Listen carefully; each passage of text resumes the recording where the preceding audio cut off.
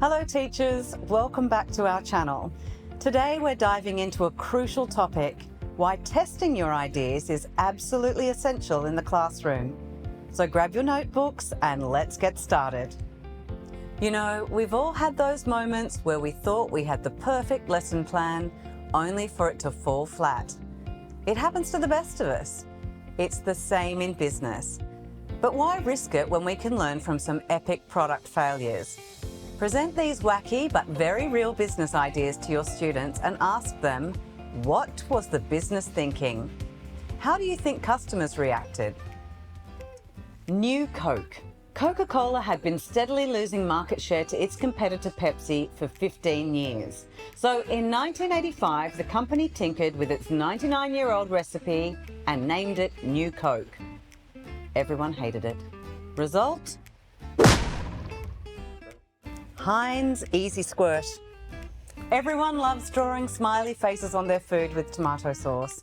That's why Heinz introduced in 2000 their Easy Squirt tomato sauce in interesting colours like blue and green.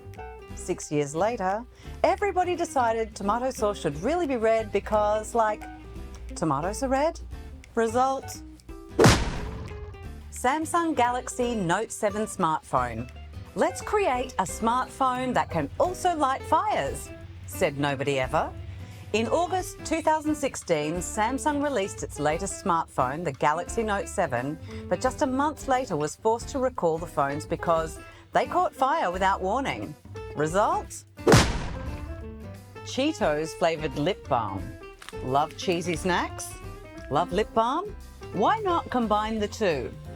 In 2005, PepsiCo subsidiary Frito-Lay did just that. Strangely, no one was keen on having cheesy lips. Result? Burger King Satisfries. Do you want to eat as many chips as you like without putting on weight? Do you also like spending the rest of the day with diarrhea and cramps? In 2013, Burger King introduced its low-fat French fries. The chips tasted great, but gave customers uncontrollable runny bums, thanks to the fat substitute Olestra. Not such a great selling point. Result?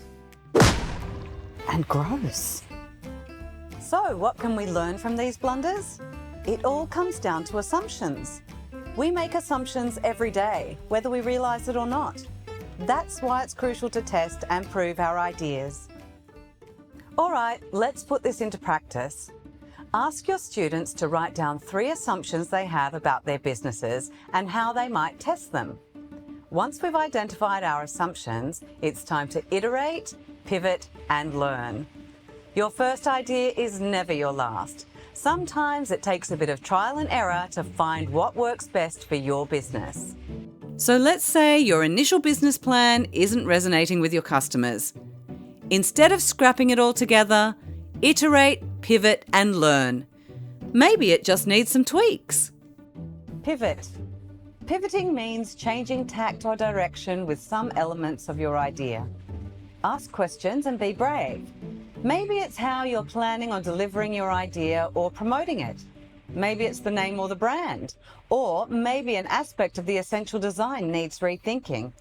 But pivoting means being brave enough to change direction while holding on to the aspects that do work. Did you know the founders of Twitter had originally created a platform called Audio, where you could find and subscribe to podcasts? But this business became a bit redundant when Apple launched iTunes. So they did one of the most epic pivots ever and created the Twitter sphere. Pivoting is easier said than done, especially when you have worked so hard on your business. Redoing parts of it can be frustrating.